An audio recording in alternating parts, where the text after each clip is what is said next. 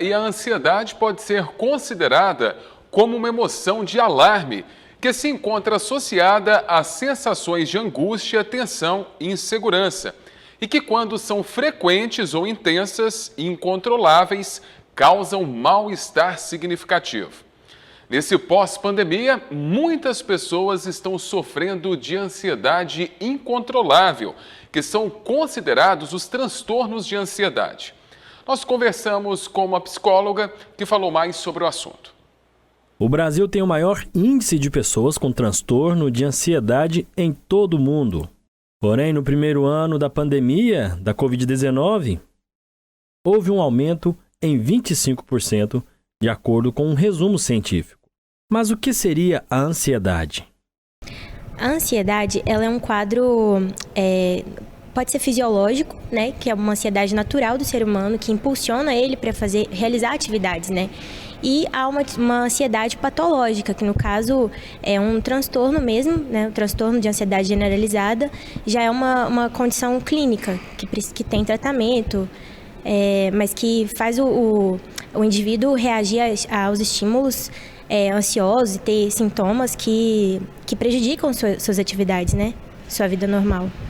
Então, a gente tem, no caso, essa ansiedade natural, né? E a ansiedade que é o transtorno de ansiedade generalizado, que é o TAG. Então, ele provoca sintomas nas pessoas, né? De, às vezes, palpitação, falta de ar, dor de barriga, angústia, dor no peito. Então, o tipo de ansiedade, assim... Os principais seriam esses, né? Mas será que podemos considerar a ansiedade como uma doença?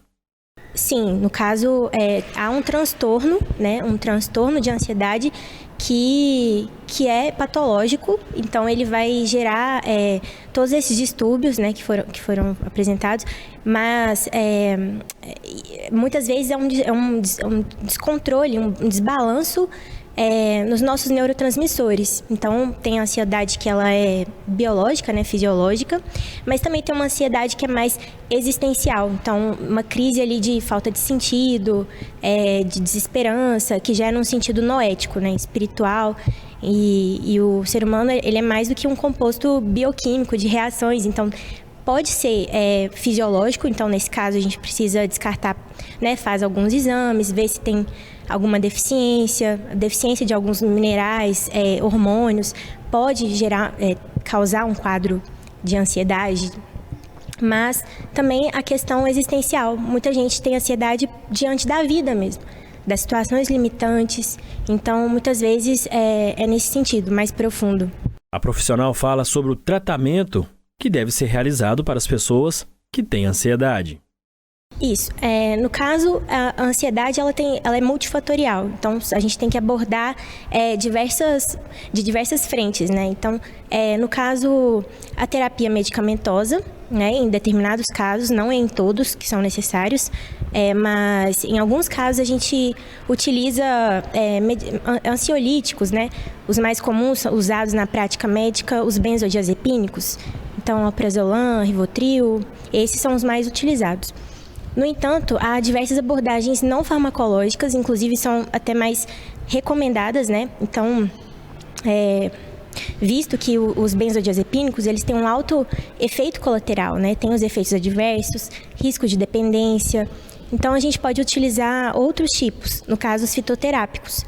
Existe aí diversos estudos mostrando a eficácia desses medicamentos fitoterápicos, né? Ou seja, naturais, que são, no caso, a passiflora incarnata, a melissa officinalis, né? Que é o famoso a erva cidreira, né? O chá. E também tem uma outra substância que tem sido muito utilizada, que é a L-tianina.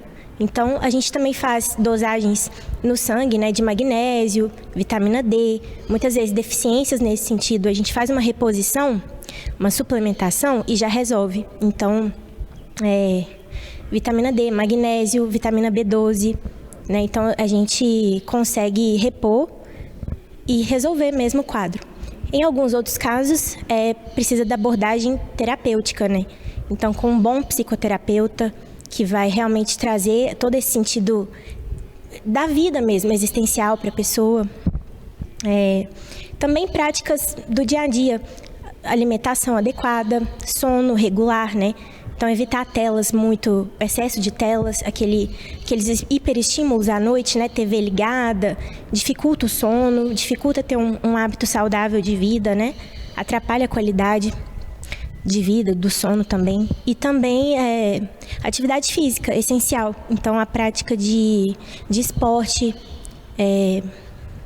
exposição solar, diversos, né, convivência com pessoas, com familiares, com amigos. A gente viu que depois da pandemia, né, teve um efeito muito grande, desastroso, né, de quadro de ansiedade. Inclusive, o Brasil ele é o país mais ansioso do mundo. Tem cerca de 20 milhões de pessoas que sofrem com ansiedade. Então, isso após pandemia intensificou, né?